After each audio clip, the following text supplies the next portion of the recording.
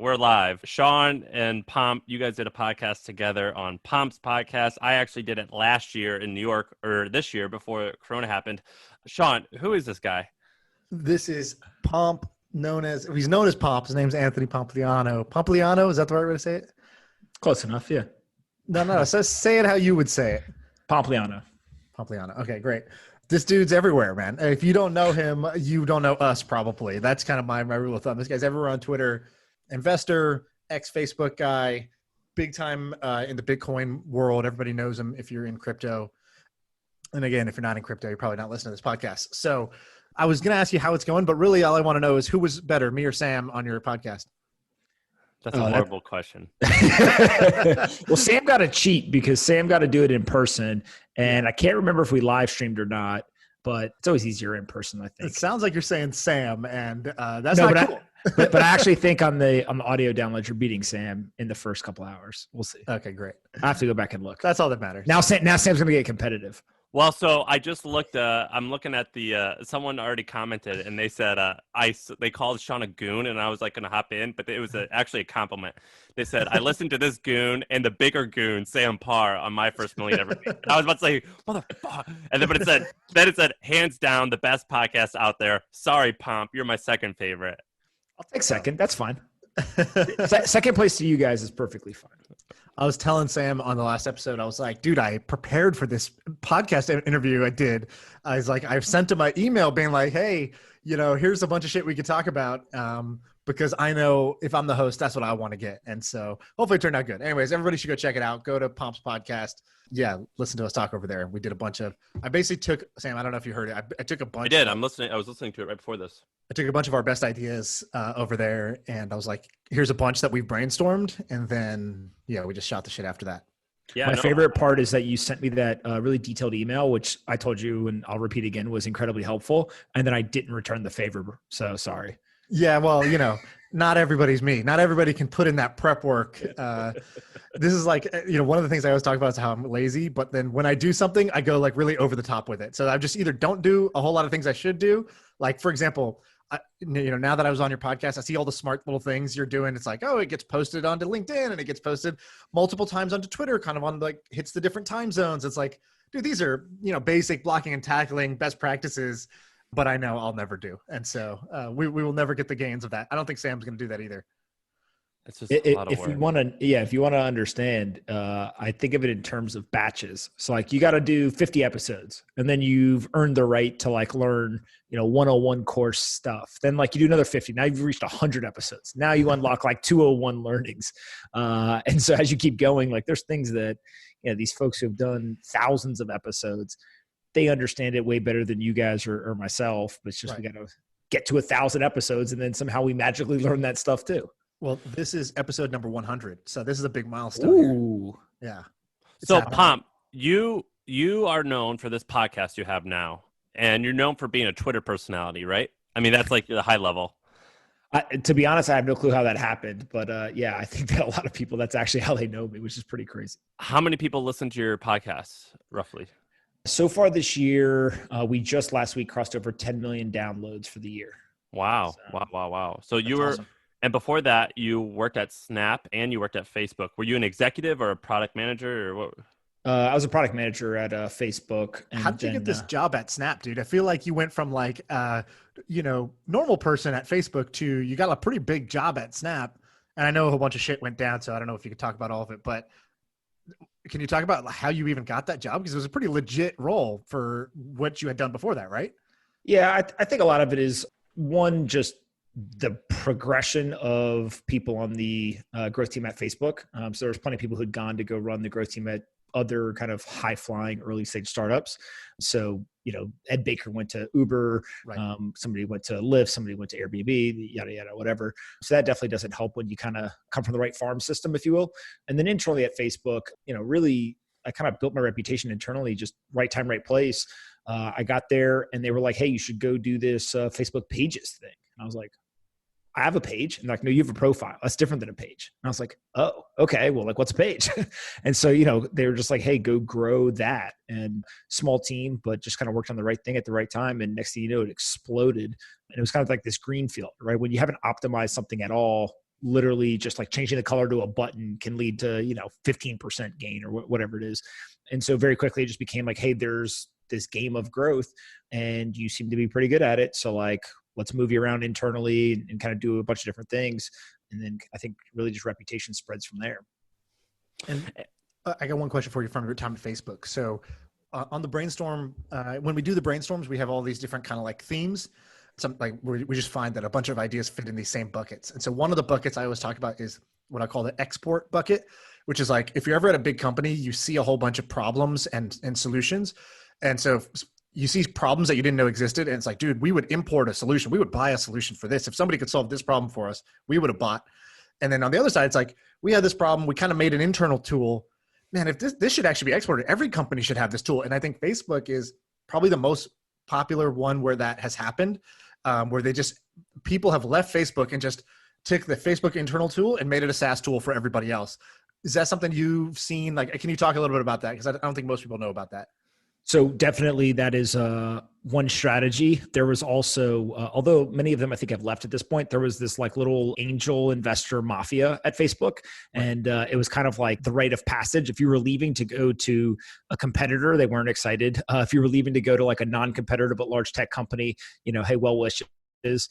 And then if you're leaving to start a company, you basically had to like go see the mafia, right?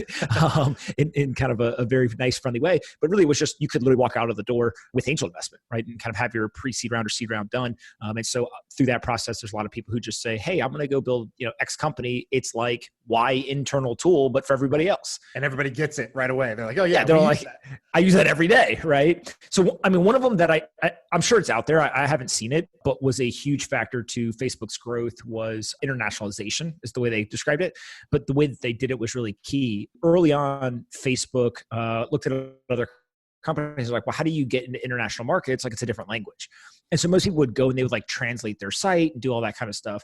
Facebook actually took the opposite, which was they just open sourced it to some degree. They basically said, hey, if you're a user and you speak both English and whatever the national language is, like, can you help us? And all of the support poured in. And so they were able to basically tap into the user base and get all of the translations done and also get it done much more accurately, faster, kind of more scalably, whatever. And so I've always won that mechanism of just like, how do you have a tool that you can ask your users to do the work for you so it creates a better experience for them and all of the other users on the platform? That's like a really interesting mechanism. And then the second is specifically around translation. Most companies now that the internet's become much more kind of adopted around the world, literally just getting into new markets by translating could lead to a lot of growth. So that's kind of an immediate. What was your title at Snapchat? Officially, I think it was, I actually don't remember, either head of growth or growth lead. I can't remember. Basically, It was like, hey, you're going to come and run the growth team. Awesome. Wow. Okay. What do you want to do? Twitch hates it because I just put random shit as my title on LinkedIn that doesn't match my internal title, because my internal title is like a real technical, like it's like 10 words long. And I'm like, no, I think what I really do is I lead international growth. So I'm going to say I'm the head of international growth. There is no such a role inside of Twitch, but I'm if there was one, I think I might be that. And it pisses people off to no end. But I'm like, dude, this is one of those things. It can't be enforced, or nobody's going to really enforce it. And it's just really funny how people do that. Everyone's like a VP on LinkedIn, and internally they're like junior associate. That's so right. One of the things that cracks me up, I grew up on the East Coast, went to the West Coast, and there was definitely like this culture difference between kind of East Coast companies, but also like the Wall Street versus Silicon Valley type thing. And so now back living in New York, and what you see is like every single person, like exactly where they are in the org structure by their title on Wall Street, right? Are they an analyst? Are they a principal? Are they a managing director? Are they a VP? Like, it's pretty well documented and kind of level set, right? Yeah. And it's like, and by the way, and people like really want a title. In Silicon Valley, it's exactly what you just described. Like literally people, hey, I'm the chief janitor, right? Like they could care less about the titles, it's just kind of like joking around, and it's much more about kind of the work product. So I don't know, just an interesting tidbit that I've noticed kind of going back and forth between the two coasts. And you're known as like a Bitcoin guy. I mean, that's like one of your worlds, right? You guys are coming up with every label possible. It's like, hey, you're the Twitter guy, you're the podcast guy, you're the Bitcoin guy, you're the investing guy. You know how like Sean's the framework guy. Sean loves framework. I tend to I like to label stuff, and I like to put it in these boxes because it helps me understand, even though I know that it's not the whole truth. It's just Nine times out of 10, somebody will come on and they'll be like telling about their it's like, what does your business do? We ask, as you should. They explain for like 2 minutes, and Sam's like, I'm going to say it like in stupid words. Basically, what you guys do is you charge a whole bunch of money for people to read your newsletter or whatever, like some random, oversimplification. It's great. That's a super powerful skill to have, is take complex ideas and get them into simple language. Well, it's like, look, I know that I'm going to insult you, but you're basically like MySpace, but you're like a little better and different, correct? So what is your, using that logic, what's your description of the hustle? I usually say we're like Wall Street Journal, but for like 20-year-old dudes who are interested in entrepreneurship. Yeah, that's not the dumbed down version. That's still like kind of congratulatory. That's the sales pitch. Yeah, that's okay. That's what you want it to be. We write about a bunch of business stuff, and some people pay money to advertise, and other people pay money to access the information. I don't know. Is that right? It would just be like every morning we send out, like I send an email with the news. And a shit ton of people read it. Like that's basically what you guys do. That's fair. That's but fair. like calling it a newsletter business is kind of simple. But okay, I that is my own. You're giving me my own medicine. But what you're known as? You do a lot of Bitcoin stuff, right? Yes. Got it. Okay, I'm just trying to give the audience some perspective here. So yeah. All right. So look, basically, here's the way I think about it is I was in the Army. I then built 2 very small technology companies that essentially were failures, but I like navigated nicely. Nicely. Yeah, exactly. Like, did way better than I should have. Then went to Facebook, went to Snap, and then started investing full time and started out kind of full generalist, early stage investor, and then like double and triple down on Bitcoin and crypto and all of that stuff. And, I still do some things outside of it, but for the most part, that's pretty much it. And I just think it's like one of the most innovative areas. And did you make enough money at Snap and Facebook that you're using your own funds to invest in stuff? Is that how it worked? Or did you raise money? So in the beginning, one of my partners and I, we started out with personal capital, and we did, I think it was like 8 deals or something. So it wasn't a lot of money that we kind of put out there, but it was definitely enough where we kind of felt like, hey, we know what we're doing. Right? Like, can we find a deal? Can we negotiate the actual terms? Like, will an investor take our money? Like all the basic stuff that if you're really kind of insecure when you're first starting something new, you want to make sure if I'm going to lose money, it's going to be mine, not somebody else's. And it also is helpful when you've got a partner who he sold a company for almost $500 million. Yeah, that helps. So he is a little bit more wealthy than most people. But when we were doing this, it was just like, hey, do you know what we're doing? And then once it was like, oh, okay, these are interesting. And we could show other people hey, here's the first 8 that we did. We'll put these into a fund if you put money into the fund too. And then we'll be partners. And the LPs were like, oh, that sounds awesome. And so literally we did that. And then what we started to do, again, because we had no clue what we were doing, is we would go to a founder and we'd be like, hey, your company looks awesome. You're awesome. We want to invest. But we're raising the fund as we're writing the checks. So I want to invest, but let me come back to you with a number once I go talk to the LPs. And then we'd go back and we'd be like, hey, if you put money into the fund, then we can do this deal. Here's the actual deal. Isn't this a great deal? They'd be like, that's an awesome deal. Okay, cool. If you give us $100K, then we're going to put $100K in this company. Plus you get exposure to all the other deals in the fund. And so LPs are like, oh, this is awesome. And they would give us the money and then we would do it. And so that's very hand-to-hand combat fundraising type stuff. But when you're starting out and literally you'll take 50, 100K checks for a pre-seed fund, it's just the only way that you can is to build a track record, right? And then once you kind of any of them work? Oh yeah. Yeah. So what are some big wins? I probably can't share the financials, but a lot of people know this. So we invested in Imperfect Produce in the, I'll call it seed round. It was $12 million valuation. That company has done incredibly well. We also invested in Everly Wellness. That's their her on. Okay. So so Julia, I think we invested $15 million valuation. They're absolutely crushing it. What else is in there? So these weren't crypto projects. You were just doing early stage tech investing. These are all early stage, completely agnostic. What was really interesting is we were living on the East Coast in North Carolina. We were doing remote investing, only there wasn't the cool term for it at the time. It basically was use your computer and try to be smart and outwork people, because you don't live in San Francisco or New York at the moment. And so we ended up investing, I think it was 12 or 14 cities or something. We literally didn't care where people were located because it was all virtual. And the second thing was 25% of the founders were female. right? So 25% of the companies had a female founder, I think is the right way to say it. But like that wasn't a mandate. It's like after the fact, like all the Me Too stuff happened, like all that, we like, I wonder how many, female founders we have in our portfolio. And we went and like did the math. And I do think that this whole idea of having like investing remotely just naturally like broadens the horizon. You're willing to kind of invest in other geographies, other types of people, whatever. So it'll be interesting to see kind of the COVID impact to early stage investing. All right. Today's episode is brought to you by Tempo. Tempo.fit is the website. I actually use this. I've used this for a few months now. And it's this machine that has a touch screen and this 3D sensor. And what it does is they give you weights, like 115 pounds in weights. And it's for strength training. So what it is it measures your body and it sees how much weight you're lifting. It sees how many reps you're doing and how much effort you're putting in, what your heart rate is. It's pretty amazing. And then you have a coach on screen walking you through what to lift, how many to lift, what workout to do, whether you want to do a 20-minute, 10-minute, 50-minute workout. It's pretty amazing, but the best part is the leaderboard. The other stuff, all the features that they have, that's cool, but I'm obsessed with the leaderboard because it measures how many reps you're doing and how much volume you're doing, and you can compete with other people who have taken the same class. So it's made me want to work harder, lift more weight, or have more endurance. It's just pretty freaking fun. And the whole point of working hard is to have money so you can spend it on stuff that will make you live longer. And this product, Tempo, it checks that box for me. So they're our sponsor today. If you use the code Tempo Hustle, you'll get $100 off. So tempo.fit is the URL, and Tempo Hustle, one word, you'll get $100 off. So check it out. I use it. If you look me up on Twitter, you'll see I'm always filming videos where I'm talking to that company, saying I'm trying to crush their employees on the leaderboard because I actually love this thing and I use it all the time. So check it out. And then the last business I'll mention is a company called Cub Coats. This one's awesome. I know those guys. Yeah. Oh, do you? Okay. Well, I've met him, and then other friends have told me about Cub Coats since I met him because he was always doing little internet tricks basically, and I was like, this guy's smart. I gotta keep an eye on this guy. What is it?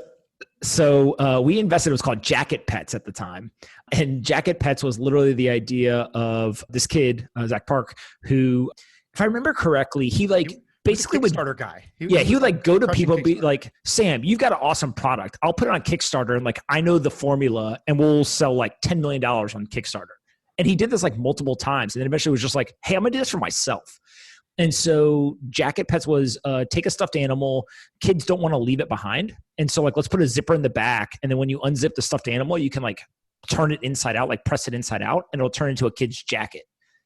And so like, you're like, that's kind of like a crazy idea. But like this kid understands Kickstarter. Like I'm sure he could like, come out of the gate.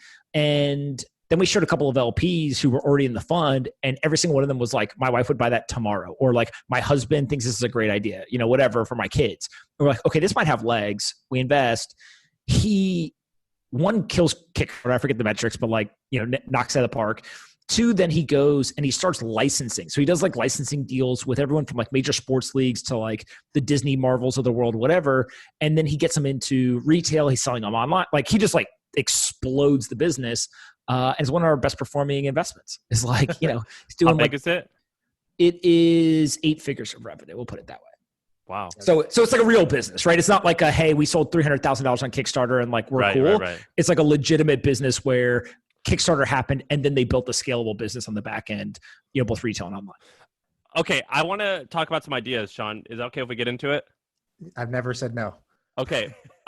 Before we do, well, this is kind of an idea. I'm writing down my notes of what you're talking about. I want to talk about this export stuff from Facebook, but I'm currently traveling, Pomp. I'm looking for where I want to settle down. And there's this great book I'm reading and I'm learning about called Tribe. Have you heard of that? Tribe? Yeah. And I have not. Okay, it's called Tribe, and it's all looks at like what makes tribes. And one of the points this guy makes is that in Israel, the rate of PTSD for soldiers is like 1%, but in America, it's like 25% because soldiers go and do their thing, and they shockingly, well, this is shocking for me as someone who's never done anything like that, they are depressed when they come home because they loved being in a tribe in the military. And they, even though they're risking their lives and they were drinking, like you showed me, non-alcoholic beer, and there were so many reasons to be unhappy because it was hard, they felt wonderful. Well, they felt camaraderie, and that gave them fulfillment. And it's like they are in the trenches to not really serve their country, but to help their peers, their partners in the military. And it gave them purpose. And in America, we do a really bad job of like, we go to our suburban home and it's like, get off my property, or, stay away from my home. This is mine. That's yours. Did you sense that when you came home from, you were in Afghanistan, you said, right? Iraq. Iraq, sorry. Yeah. So for those that don't know, I was in the military for 6.5 years. Ended up when I left the military as a sergeant in the infantry. Did deployment to Iraq in 2008, 2009. Was in Taji, which is like 12 miles north of Baghdad. So I've never heard it described as the tribes, and I'll read the book and let you know what I think about that specifically. But one of the things I've always told people is people, are like weird, and they always have ask like stupid questions, and so they'll be like, "Well, why don't you have PTSD?" Right. And I'm like, okay, well, wow. I guess we're just gonna have that conversation. Fine. And like sometimes people ask like within the first 20 minutes of meeting them, and you're like, man, you really have no filter.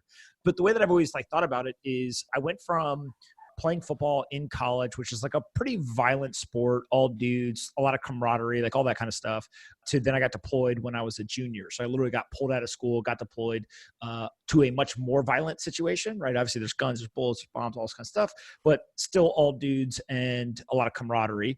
And then when I came back, I actually went back and played football. So my transition back was not like in Iraq, 2 weeks on, transitioning back and then like working at, one of my friends at Home Depot, right? Like that's like a really, really, black and white contrast. For me, it was going back into playing football, violent sport, right? Camaraderie, guys, like all of the ingredients were there. They basically just took away our guns, right? And so I've always credited that with like the transition being much easier. And it makes a lot of sense in this tribes kind of framework where we probably could do much better if we literally just kept people tied into something, right? Some identity or whatever. Do you feel like where do you and your wife, congratulations, by the way, you and Paulina, right? Do you live in Manhattan now? We do. Do you feel like you have a tribe at all in a high-rise building? So in the building, no, I don't even think I could tell you a single person that we know in the building by name. But, you get like easy stuff like the doorman and stuff like that we talk to every day, whatever. But we got a lot of friends, right, that are kind of all throughout Manhattan. And, we generally are social to some degree and try to kind of meet up with people every weekend or whatever. So I think that helps. It's just not, building specific. The reason I'm bringing this up is because this is a business podcast, and I think that there's a ton of opportunity that's going to happen. I think that Gen Z and now our generation, because we're remote, I think there's going to be a massive, massive problem with loneliness.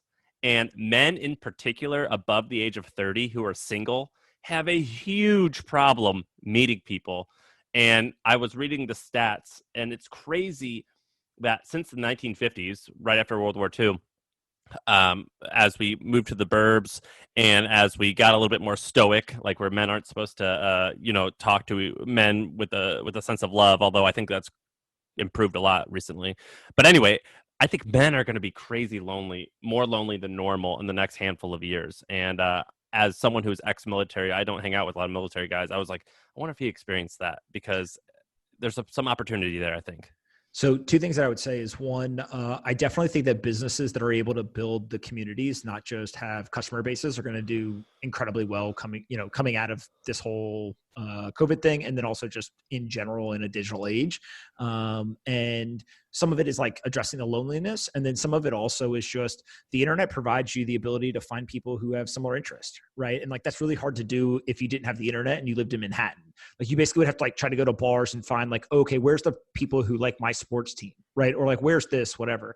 The internet, you just like go to, I don't know, chicagobears.com, even though they're not a very good team because the Giants are better. But, it's like that. That's kind of one piece. And then the second piece also is I still think that there's a ton of innovation to happen around meeting people. So you see some of this with like lunchtime.ai or something, right? Lunchmate. Or Lunch Buddy or something like that. Yeah. Yeah. Whatever it is. You see this with like the Clubhouse, kind of the drop-in audio, whatever. But it's just like, I think a lot of people think of that category specifically as like, oh, it's over, right? Like, oh, we have Twitter, we have whatever. Like, I actually think that it hasn't even started yet. And even if you go to the extent of, so here's an idea for you. Dating apps. What's the number one problem with dating apps? If you guys had to guess, if you went and talked to 100 people, what do you think their biggest issue would be? For women, creepy men, I guess, inappropriate men. So along those lines, one of the things I've heard people talk about over and over again is like the false promotion, right? Like, oh, this guy looked like he was going to be so hot and attractive and whatever. And then like I met him and he looks nothing like his photo, right? Or like, man, this girl, like I was so into her. And then like we met for a date and she had like a squeaky voice and like I didn't want to like hang out with her anymore. She was annoying. Right. Or whatever. And so I think that one of the opportunities, and I've literally pitched this to so many people and nobody will build it. So like whoever builds it, please reach out to me, is to create a dating app just called Authentic. And all you do is you hold down the screen, right? So there's no profiles, there's no text, there's no anything. When you open the app, you just hold down the screen to create your profile and a random question pops down. And it's the selfie video. You've got to answer it on the spot, just like you would, a date or an event or whatever. And you can review it afterwards, but you can't save it. So you either get to choose right then and there, I want this to be public or I want to discard it.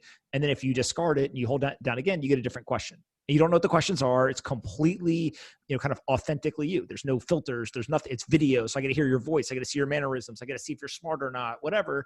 And not only do I think people would create the content, imagine the consumption experience. It would be like watching, American Idol audition tapes, right? Like you could just sit there and just keep scrolling. So would you, I would never invest in the dating space. Would you? I think that, again, going back to people think that category is over. I think it's probably one of the most ripe categories for not only disruption, but also those businesses make incredible amounts of money when done correctly. But so few of them are done correct. Like it's like one of those, it seems like one of those spaces where there's a few winners that kill it and then everyone else dies. Do you know what? Name a space that's not like that, right? What space does not have a handful of winners and then everybody else dying, right? Plumbers, cleaning services. Are you going to go invest in a plumber? Like, what is the plan here? Sam might. I mean, I don't know. What I mean is, with a plumber, it's like a dating app's a marketplace. So you need everyone. That's the type of investing he does. You put in $1 and you're trying to get over 100 back. And the only types of companies that can return 100,000x are going to be things where there's a few winners that win big, right? That's okay. Hold on. Do you guys know what Muzz Match is? Yes. No, I don't. Tell me. Okay. These guys are going to love the fact that I'm even mentioning them. They don't even remember. I talked to them 3 or 4 years ago. It's a dating app for Muslims.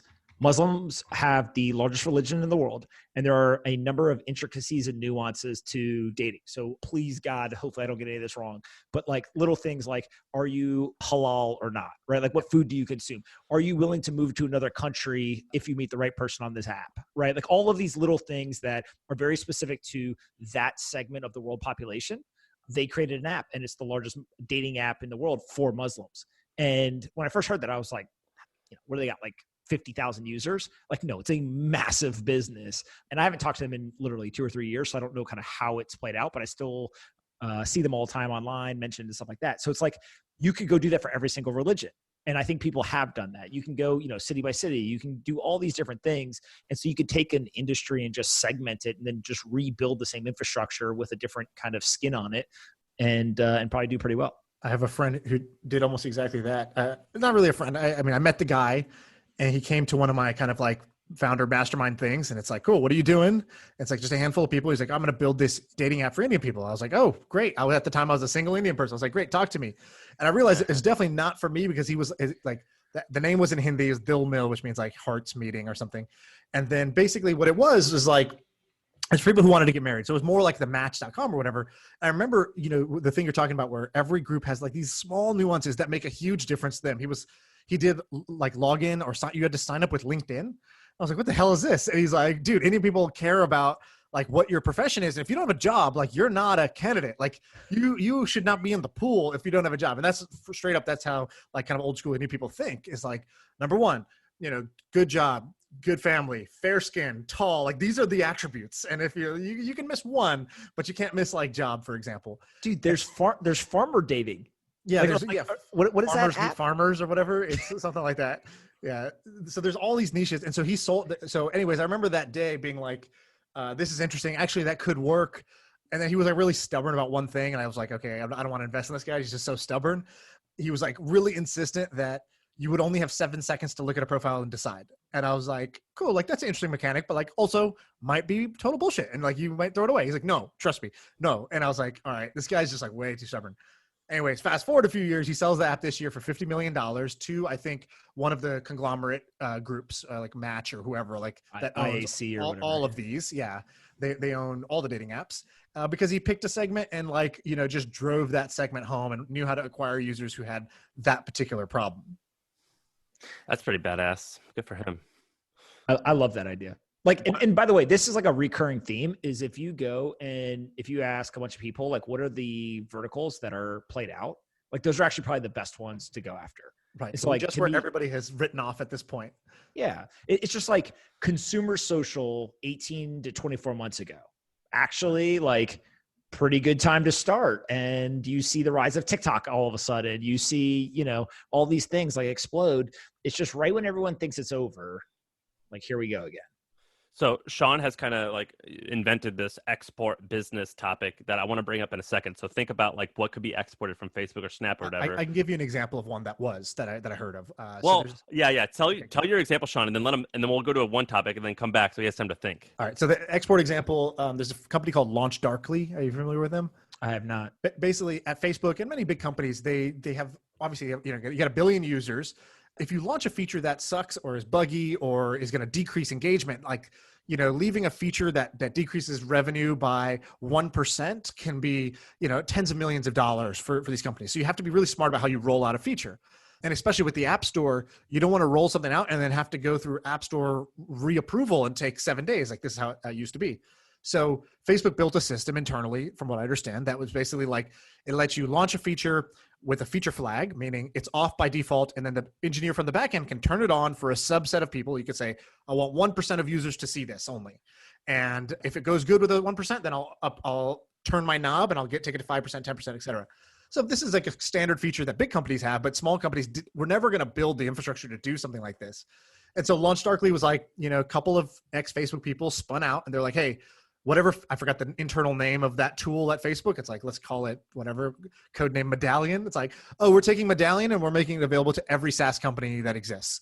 And these guys have crushed it. They've raised over $50 million. And it's because it's a sort of a known quantity that you're taking the R&D of Facebook, the infrastructure of Facebook, and then you're basically saying no other company, no small company could afford this investment. We'll do the investment once and we'll sell it to every small company for a small monthly fee. And so they've been tremendously successful with a small feature like that. The first time I ever heard of this, and I'd never heard of this export, framework, is because that's fucking trademarked. It's your boy's original. People forget that, like, before you go work at these big companies, and I joined Facebook when it was maybe 3,800 employees, like 4,000 somewhere in there. And when I left, like basically 2 years later, it was already 12,000. So like literally right when we were really, really scaling. And you forget like life beforehand because you walk in and like a bunch of these tools are there and you're like, wow, I can like go 1% and then 5%. Oh, I can target based on geography. And we should go to New Zealand because New Zealand speaks English and reporters don't, nobody reporters are there. So they don't know what features are getting tested and, whatever.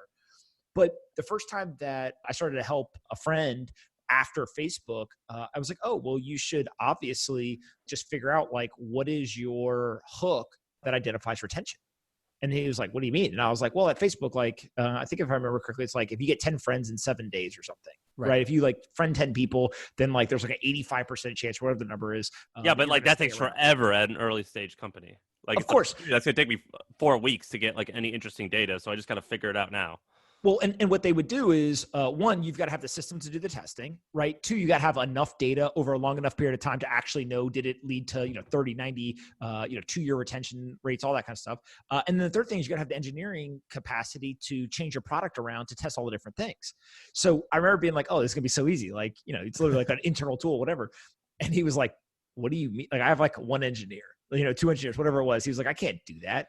And so I started like Googling around and there was a company, Amplitude, which I think now is like pretty popular actually. But that was like one of their big early selling points was like, hey, we can basically look at a bunch of your retention data and tell you like, here's the thing that is the highest signal as to having a retained user base. And then you can like basically manipulate your product to like make everyone go do that thing.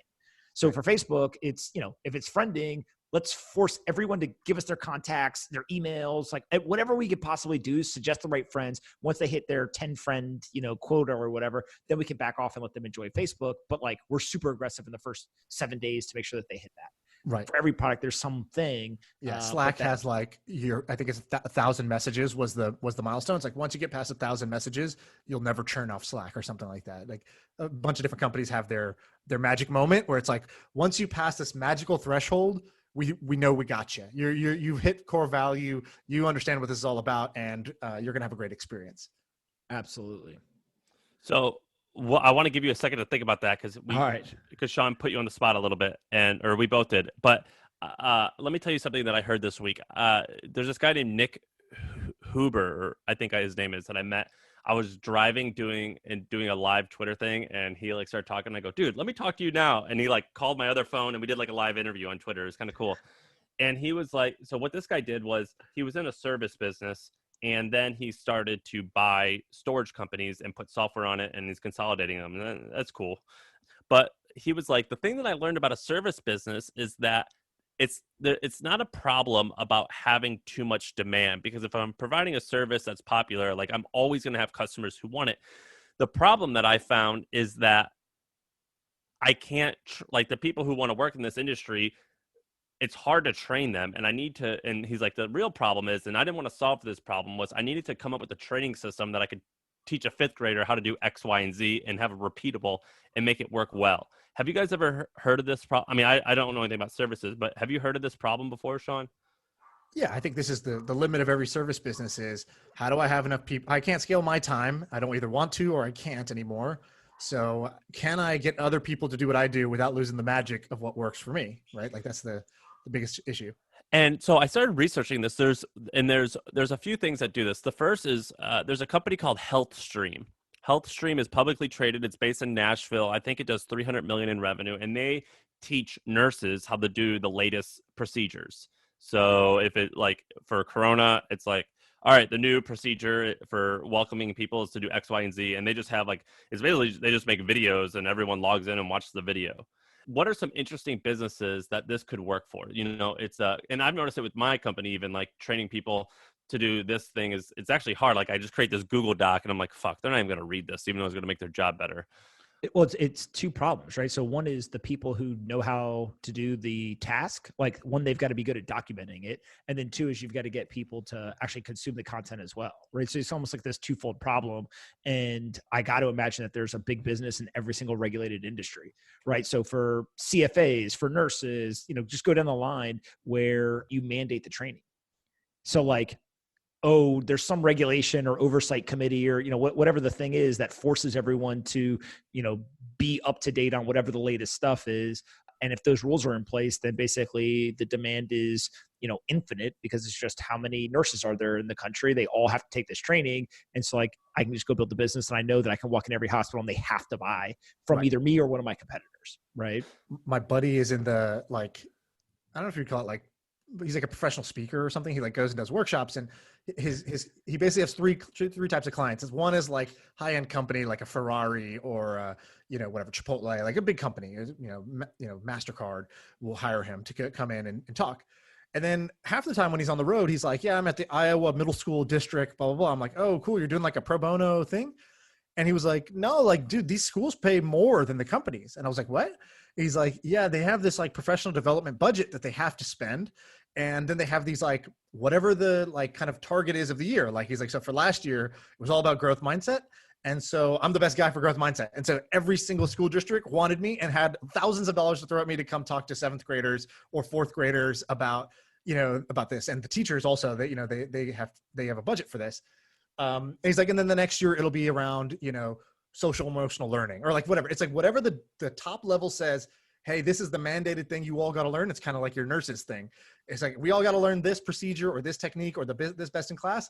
And then some speaker somewhere is like, oh shit, payday. This year I'm going on tour like Lady Gaga. And that's what he basically does. It's like incredible. But I also think masterclass is like a version of this, right? It's unstructured training. It's not for a specific job, but it's just like the self-improvement, professional development, whatever. Right. Like there's a lot of people that buy that.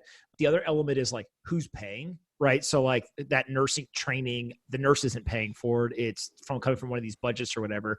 But I do actually think that there's going to be, and not in like there's kind of like the sleazy, like, let me teach you to make money on the internet type stuff, but much more like, hey, how do you start a podcast? Hey, how do you, create a successful newsletter, right? Like Sam, if you guys came out with that tomorrow, it's like you would sell a lot of whatever that is. Well, don't worry, we are. Okay, and there you go, right? So like, but it's just like, as you kind of go down the line, you could look at what are all the successful things that people have done on the internet, and if you understand how they did it, or you go get them to do it, if they just document their process, like there's somebody in the world who wants to be that person or have that type of business, and they'd be willing to pay for it. It may not be $1 billion business, but you make a couple $1 million a year just selling training manuals on 1 million internet jobs, right? My father-in-law is in the moving business. He owns a moving business called Eagle Transport, where you live, Pomp, in Manhattan. It's a great company. And I'm like, why haven't you, like, it's a cash flow thing. It provides him a wonderful living. And I'm like, why haven't you expanded? And this is a common thread, because my father owns an old school company as well. I'm like, why haven't you expanded? He goes, oh, I don't want to train these people. Like, it's too hard. Like, it's such a pain. And you work with like I'm just going to sound like a dick. You work with like a lot of like lower end people. And it's like, they're like have issues. And you don't want to fucking teach them. And they're always a pain in the ass. And I'm like, why don't you? He's like, I don't want to deal with all these people. This is just enough already. I'm like, what can I do to just teach these people? It's not about training. It's about actually replacing and automating. Like the training is an intermediary step that's never going to be good enough. And like what's happening. So I have a friend, he's big time investing into automation. That's his thing. So he's always telling me like, I invested in this pizza robot company. And I'm like, oh, cool. It's like some sexy consumer thing. He's like, no, like basically they're just trying to get a pizza that can make perfect pizzas 24/7 that they'll sell to Domino's, and Domino's will replace 4 employees and be like, hey, Domino's, this machine never gets sick, never complains, never checks its phone while at work. And this machine will just spit out the same pizza all day, 24/7. How does that sound? How much will you pay for that? And then they're basically like, oh, how much money do I have? Let me give it all to you. And so there's automation. Like, I don't know if you've noticed there was this head fake early on with like, kind of like in restaurants, like digital menus, kiosks, like stuff like that. And then it fucking happened both in airports and in restaurants. Like you'll see the kind of order here kiosk tablets. There's a company called Toast that I think that crushes it with this. Like, I don't want to say a number, but it's a lot of revenue every single year. And it's all because they can do the math and basically say, hey, we save you 2 headcount worth. And when I save you that headcount, you also don't need the manager, because the manager spends what percentage of the time dealing with the headaches of people no showing or not underperforming or training or whatever, because these people switch jobs all the time. And so like Sam, the solution to your thing, I think in most cases is actually going to be a form of automation where you just get rid of the human in the loop altogether. I agree. There's also a macro trend here, which I think is Chamath and I had this epic podcast episode where he basically outlaid a very simple framework, which was simply the United States economy has pursued efficiency over resiliency. And so we basically ran around the world, tried to find the most efficient, lowest cost way to produce things. We became really, really good at it. And then like this pandemic basically exposed the fact that we gave up resiliency for efficiency. And so his argument is that like, we're going to swing the pendulum back, maybe not all the way, but like in some direction where resiliency is going to become important again. And you see this with like American companies want to, onshore their manufacturing, their supply chains, like whatever. The number one advantage that the American human labor worker has had is the fact that automation hasn't been able to replace them, right? Like that's their biggest moat, is the fact that like a machine hasn't been able to do their job. And so therefore, when these companies bring back those manufacturing facilities or those supply chains, now the tech's actually getting pretty close, like 3D manufacturing, automation, like whatever it is. And so if you just brought back your facility to the United States and tried to use American labor at the cost, you would like 4 to 5x the labor cost that you have compared to Southeast Asia or wherever. So like it almost would be like cost prohibitive to do it. But if you can instead use automation and 3D printing or whatever it is, now you can actually bring it back to the United States, increase your resiliency, and keep some like barrier of efficiency as well. And so I think like one, there's going to be this rise in popularity of the automation and 3D printing, but also there's going to be a lot of people who like got to go find new jobs, right? And so like, how long does that take? What do they do? We can get into all that, but it's just like that trend I think is going to become really, really important as we come out of this COVID stuff. Is there any space where you've seen that you're shocked it's not automated? I mean, like everything. I mean, it's a thing where like we all overestimate, right? What's Bogue say? Like we overestimate what we can do in 1 year. Like if you literally think of almost every single job, I think that we all believe it's going to be automated. Like how many people thought, cars were going to be automated and self-driving at this point? Like there's a lot of people, right? How many people thought that the Segway would eventually turn into the like automated robot that goes around the office buildings and makes sure that, it acts as a security guard, right? Or there's some level of shutting off the lights when no one's in the room, so it saves on the energy bill. But right now there's humans that literally walk around a big office building and like shut all the lights off.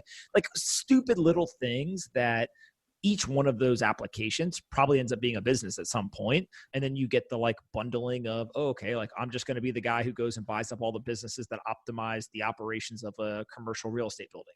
So let me buy the security robot company. Let me buy the light company, whatever. And then they build a big conglomerate. And then somebody 20 years from now, like unbundles it all again.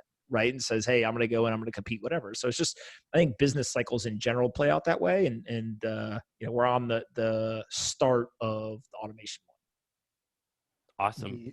There's an export one that's sort of related to what you're talking about, Sam. Yeah. At Let's Facebook, get to that. they have this developer boot camp, right? So like I have a friend who, he was my buddy. He was like a finance guy kind of thing, went to Facebook, worked in the fraud department. And then he went to the Facebook developer bootcamp that they have internally, which is like, hey, in like 8 weeks or so, you can learn to be an engineer at Facebook. You'll start at the kind of the bottom, but then you can grow from there. And now he's like CTO of some tech company in New York. And he basically, after a few years at Facebook, so he did the bootcamp, worked as an engineer at Facebook for 2-3 years, and then left, and then went to this company that was like a well-funded, well-run company. It was like, they were like kind of doing the interview, and his pitch was so simple. It was so beautiful. He just goes, I make your engineering team work like a Facebook engineering team. He's like, I know that process. That's how I work. I'll just use that. I will take our playbook over there and I'll make them work over here. What's that called? Sort of like saying like, I'm from the Navy SEALs. I'll come to your gym and I'll train you like a SEAL. And it's like, oh shit. Okay. Yeah. That's what I want.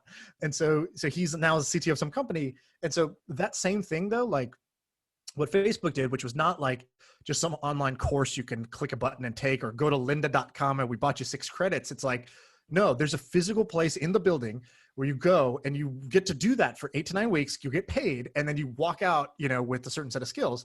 That's Lambda school inside of a company. And so Facebook can afford to do it. I don't know if Google has the same. I'm sure there's companies that have variations of this, but there's going to be a central company that does that as a service to every company. So PwC and Deloitte and all these other people, they'll have a boot camp run by like, whoever. I think General Assembly was trying to do this at one point in time. But like somebody who specifically focuses on upskilling people for coding or upskilling for like using no code tools. I think those will be like, that's a no. If I really wanted to run a kind of a people and service heavy business, but still make big bucks, I think that would be a way to do it, is to go to big old school companies and say, look, we put the Facebook boot camp inside Visa and we will train up some people here and we'll train them like the Facebook people trade Facebook. And that would be, I think, a dope business. People don't understand how crazy that training process is. Like as a product manager, I can't remember if it was 4 or 8 weeks, but when you first get to Facebook, like you don't even have a team. Like they're literally like, hey, you're going to go here for like 4 weeks or 8 weeks, whatever it was. And they like teach you all about product management at Facebook.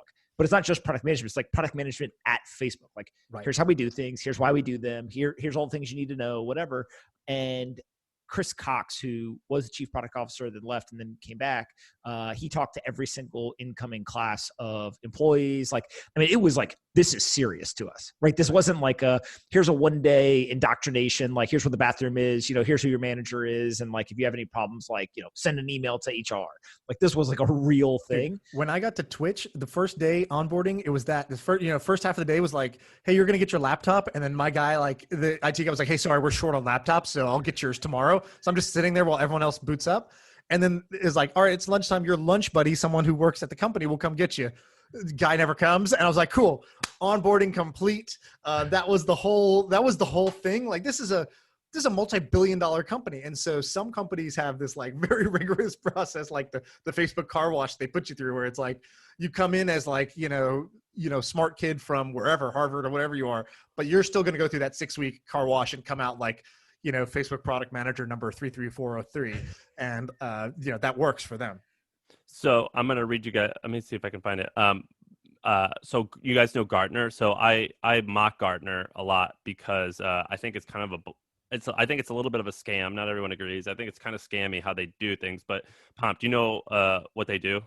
Like, it's like the research, and they poll people and do all that stuff, right? I feel like you mock them, but it's like second graders that tease each other, but they actually like each other. It's like, yeah, no, I have a lot of respect for them. No, I totally do. But I was reading this breakdown of how they work because Gartner, they've been around since I think the 70s, maybe. It's worth like $15 billion. And a lot of people are like, how does Gartner do it? Because their research is like only okay. But I was reading a breakdown and they're like, their sales training is the best sales training in the industry. And that they purposely churn like 25% a year of their salespeople because they want a cutthroat. They want it to be cutthroat. And when you first sign up, they do 2 months of training and they fly you to an isolated Florida hotel where they split you into teams that compete against one another in high pressure sales games every single day. And around 10% of her class was fired within the first 2 weeks. But the others who made it bonded over it and they shared trauma and they considered themselves an elite cohesive sales organization of like a highly coveted team.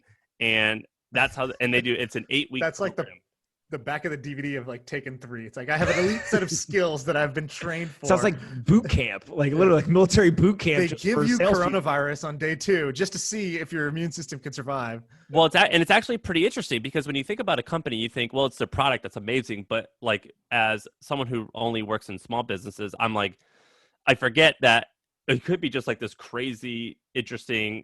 It's not even that interesting. Like you're like, oh, obviously do that. But a lot of people don't do it, including myself. About these like really good onboarding techniques. Another company that did it was Trilogy Software, which we've talked about on here, which a lot of people don't know about, but they were considered like as good as Microsoft in the 90s. And they would do the same thing where they would train developers like in a crazy good way. And that's how they became so valuable. And so that's kind of interesting, an interesting idea here. I don't know what to make of it, but it is something that I didn't previously know. That's for sure. That stuff also, I think, becomes interesting because remember Cutco knives, I think is how it's called, whatever. Like basically they go door to door and they sell knives, right, or whatever. I know a lot of kids in high school or college who would do it for money, but in the back of their head, they would say to themselves, like, I'm learning a skill because the training was so extensive, blah, blah, whatever. And then like when I get done here, I'm going to have this skill forever. I bet, right, and I don't know for sure, but there's a bunch of people who go to Gartner to be in the sales program for 2 years and they know they're not going to, spend their career there, but they just want to get the experience and skills and then they leave. And so like, that is a fantastic recruiting tool as well. And if you're going to get rid of 25% of people anyways, like you actually probably lose the top, like 2% who are like your best people. And then you lose like, your bottom 25% or 20% or whatever it is. So I tend to think that like the organizations that spend a lot of time on the training, like word spreads like, hey, working there is good, but the training you get will like serve you for the rest of your career. And it helps on the recruiting front. So back to the import-export thing, is there anything at Facebook that you think is... Sam's all about this one. I feel like we would have said it. Well, you said a few, but Snapchat as well. I find it so interesting. I mean, only 13 or 15 or 20, however many, tens of thousands of people do work at Facebook, but they are world-class at so many different things. Snap. Let's do Snap. Snap's even more mysterious to me. Well, Facebook is the easier one because I think that people will understand some of the tools and it's probably more, it's a better comp to like what most people are building. And so I would say 3 things come to mind. The first is the data science team at Facebook is absolutely world-class and they understand better than anyone in the world kind of the pursuit of truth. And so if you look at the people who have left there, everyone from, the Chamaths of the world, whatever, like it's just this pursuit of like, I don't care what opinions are, like show me the data and I'm going to set up the test frameworks in order to actually get to the truth. And it all boils down to this one key insight that I had while I was there. And I didn't have it like a eureka moment. Like they literally just told me it. They were like, hey, when you run these tests, there's 2 things that are really important. one, you got to have very clear goal. Like, what are we going to measure success and failure by? And then two, whatever the test is has to be executed perfectly. And if you don't execute it perfectly and then it doesn't work, you're left asking yourself, like, was it because we ran the test wrong? Or is it because actually we should go spend our time doing something else, right? So it's like the perfect execution component. And so I think that this testing framework, there's been tons and tons of tools, but very similar to what Sean said about kind of like, hey, I'll make your software team like Facebook. Just teaching the art of data science and testing and like the pursuit of truth. I think there's a massive business to be built there. Consequently, there's a bunch of software that you can build around this as well. Like, you could see yourself, you go in, you do the training, and they're like, oh, by the way, like, here's all the watches underneath my jacket. Like, here's my analytics tool. Here's my screen recording tool so you can watch user pathway. Here's my data science tool. Here's my way that you communicate with customers. Like, you could just walk down every single touch point that that growth team would have with a product, and then just build your own piece of software. And so it's almost this like consultative sales piece where you're making a bunch of money up front on training, and then on the back end, you're following it with software and kind of getting long LTV out of it. I have a funny story about this. So I met a guy. This is unconfirmed, so this might be total bullshit. I don't know, but I like it already. It's a hilarious. I thought it's it was definitely funny. true. By the time you're done, it's going to be true. So, exactly. So I'll just share it to hundreds of thousands of people because why not? So there's this guy who works at Facebook, high up, and he uses these tools that you're talking about, the testing tools specifically. I believe that there's a tool. Maybe it's called Titan. Maybe it's not called Titan. I don't know exactly, but there's a tool that basically when you run a test, it tells you not just did your test work, like, oh, we made the button blue, that made, did more people click that button, but it says, hey, here's every other KPI also. So you didn't fuck up something else while you're trying to fix one thing, you actually dropped another thing. So it gives you this like really great way to analyze the whole picture, not just your specific thing. Anyways, I don't know much about this tool, but here's what I had heard. I heard that this person was like, okay, I'm going to spin this out. I'm going to export this idea. I'm going to go make this its own startup. They recruit a couple of people from internal. They're like, hey, leave with me. Let's go do this. They actually raise money. They rent an office, everything. And they get some, goes into the office to tell Zuck like, hey, thanks for everything, but like, peace out. I'm going to go do this. And something happened in that meeting that I don't know, but we believe, here's what ended up happening. The startup never gets started. The office rent, they just pay it off. They don't ever go move into the office. Person keeps working at Facebook.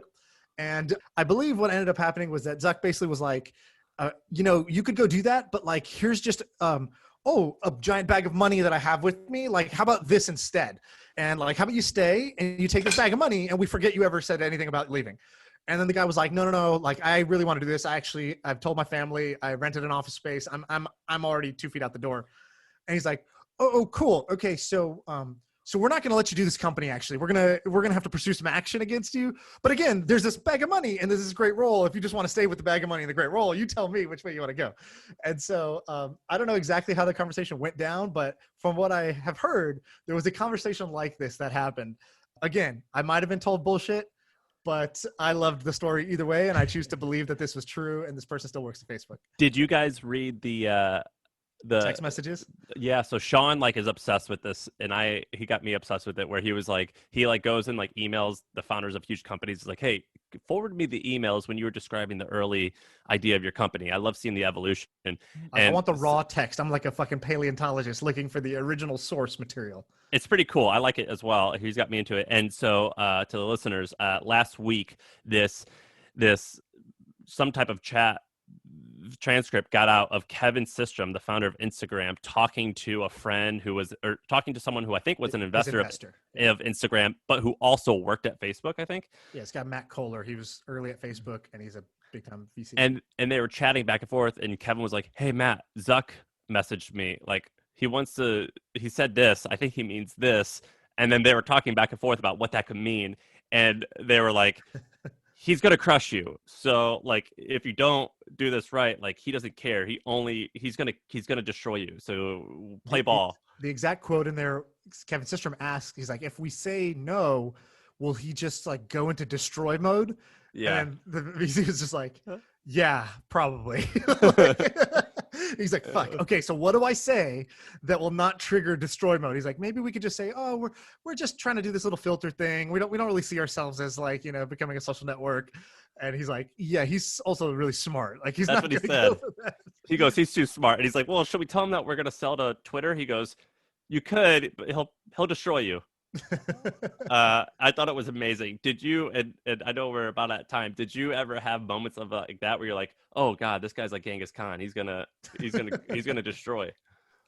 I don't remember how many times I met with Zuck, but it was always in a group setting. So it was never like we had like a one-on-one, but I was fortunate to work on this very small team that was specifically trying to help figure out like, how do we grow Mark Zuckerberg and Sheryl Sandberg's personal Facebook pages, right? Oh, So like interesting. they didn't want to like manipulate the product, right? Like you could, I literally remember I remember we were in like one meeting and like one of the ideas at one point was like, well, why don't we just like put it in interstitial and be like, everyone follows Zuck, like kind of like Tom MySpace style, type thing. And then part of the beauty of like a diverse team was like somebody else was like, no, like I grew up in a country where like the president used to like come on, television and like take over the screen and like with his like, message of like conquering the people basically. And he's like there's certain places in the world, like you don't want to do this. Right. And so what they ended up saying was like, okay, like we're just going to have to do this without manipulating the product. And like, that's like the most fair way to do it. And so we'd be in these meetings and the thing that always struck me was like, you've got a guy who runs a, multi-billion-dollar business, been working on it a long time. And he could be talking about like super long-term company strategy. And then immediately, like, there's a presentation up and he would like zero in on a screenshot and be like, why is that buttons pixel? Like what? And you're like, dude, you just went from like 100,000 feet to like ground floor, level feedback back to 100,000 and then shifted like left or right on various products. And we've been in here for 7 minutes. Like, like your capacity in terms of like ingesting information and also being able to like sift through high signal, low signal stuff is just like bar none. And so I was telling somebody internally at the company at the time, they're like, well, look, first you have to remember like he has the most context here. Where like he's literally been at the company the longest. And so like he's seen like these iterations of the product. He remembers the conversations before they got launched, the things that went right, the things that went wrong, like whatever. But it was still this thing of just like, man, this dude's on it. And so like I'll read articles even today and people like say whatever they want about Zuck. They've like never talked to him or never met him or whatever. And I'm like, do you think he like built a multi-billion-dollar company because he's an idiot? Right. And the thing that I'll leave you with on Zuck is a friend of mine was talking about them when they first announced Libra and going into crypto. And he's like, look, there's a lot of people who probably don't like Zuck, but there's not that many people who think he's dumb. Right. And so like, you may not like him for whatever your personal preference, reason is, but like, if he's going to do something, a lot of people are going to be like, wait, why is Zuck and Facebook going to do it? Right. And they were talking specifically about crypto, but like, I think that's generally true across a lot of different things. And so if all of a sudden people hear like, they're making a huge investment in VR, there's a lot of other people who are like, wait, why is he doing that? Like, what does he know that I don't know? And they try to start looking around the corner. But I think what you saw, I didn't see the text messages, but I saw some emails or something, I think from an Instagram thing. It's just like, look, he saw the future, right? Or at least like where he thought it was going. And he like pretty much was like directionally correct, which is pretty impressive. Yeah, that's crazy interesting. I love those stories. Thank you for sharing. Me too. We should go. We you want to wrap this up, Sean? Time. Damn, I feel like we were just scratching the surface, but this was great. Pomp, thanks for coming on, man. Hope you can come on again. I think people are really gonna like you and your thoughts. So I appreciate you coming in. Absolutely. Thanks guys for having me. We'll definitely do it again. Thank you.